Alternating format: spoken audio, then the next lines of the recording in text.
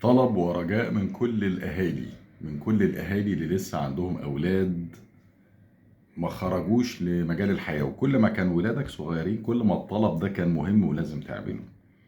بعد ملاحظتي للأجيال الجديدة اللي طالعة بقى، اللي هم في سن مدارس وسن جامعات وفريش جراديويت، رجاء يا جماعة لازم تستوعبوا كل أب وكل أم إن أنتوا عندكم مهمة جامدة جدا، وخصوصا الأمهات، وهي صناعة بني آدم سوي سليم.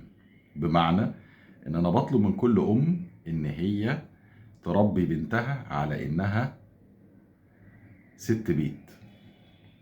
في الاساس انت ست بيت، مديرة منزل، مديرة اسرة، ربة منزل. وكل راجل يربي ابنه على انه راجل مسؤول ومتحمل للمسؤولية.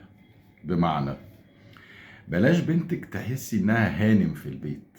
الناس اللي تقولك انا بنتي كانت عايشه في بيت ابوها هانم، اميره متوجه. حضرتك الراجل لما بيجي يتجوز ما بيتجوزش هانم ولا اميره متوجه، بيتجوز ست تعرف يعني ايه تبقى مسؤول عن اسره وعن بيت. انا مش بقول انها هتسيب تعليمها ومش هتشتغل خالص، بس دور الست الحقيقي في الاسره او في العيله ان هي مديره البيت، مديره الاسره، هي الاساس. الام مدرسه زي ما قال احمد شوقي اللي احنا بنتريق عليها. يعني تبقى مسؤوله عن بيت نظيف، بيت مترتب، بيت بيكفي جوزها وولادها، بيت بيتعلموا فيه الاخلاق، بيتعلموا فيه الادب، بيتعلموا فيه الدين. الام هي الاساس في كل ده. فتطلعي من تحت ايدك ست بمعنى كلمه ست، سند لجوزها لما تتجوز، ست مثال وقدوة لولادها، تعرف تربي أطفال أسوياء. وانت اتعامل مع ابنك على انه راجل. الراجل هنا مش مقصود بيها انه يفرض سيطرته على اخواته ويمشي يجعر وينعر ويروح الجيم ويربي عضلات ويعمل لي شنب مقشة في وشه زي ما اغلب الشباب. الرجولة مش كده خالص. الرجولة يبقى يعني ايه مسؤول عن البيت في غياب ابوه.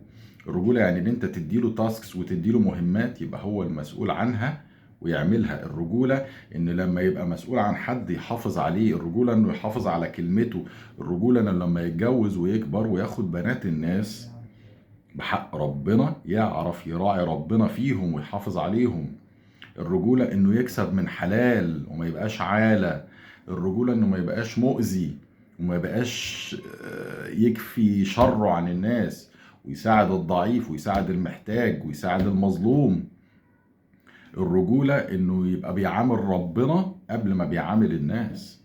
الرجولة انه الرجولة ما مش هعرف اوصف ايه اكتر من كده.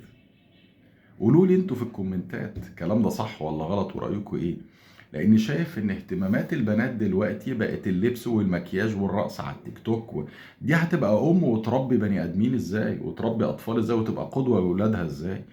والولاد بقوا ماشيين عضلات وسجاير وايكوس وفيب ومعاكسة بنات وعشان كده حالات الطلاق زادت يا جماعة.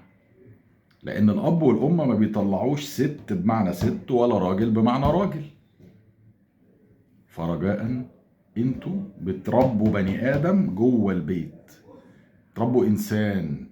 يا اما تبقى ست قدوة لولادها ومسؤولة عن بيت، يا اما يبقى راجل مسؤول عن اسرة يعتمد عليه. فراعوا ده مع اولادكم. وتحياتي لكل اب وام بيعملوا الكلام ده، لان انتوا اللي هتطلعوا لنا بشر محترمين نضاف هيبقوا في ميزان حسناتكم عند ربنا ان شاء الله. صباح السعادة.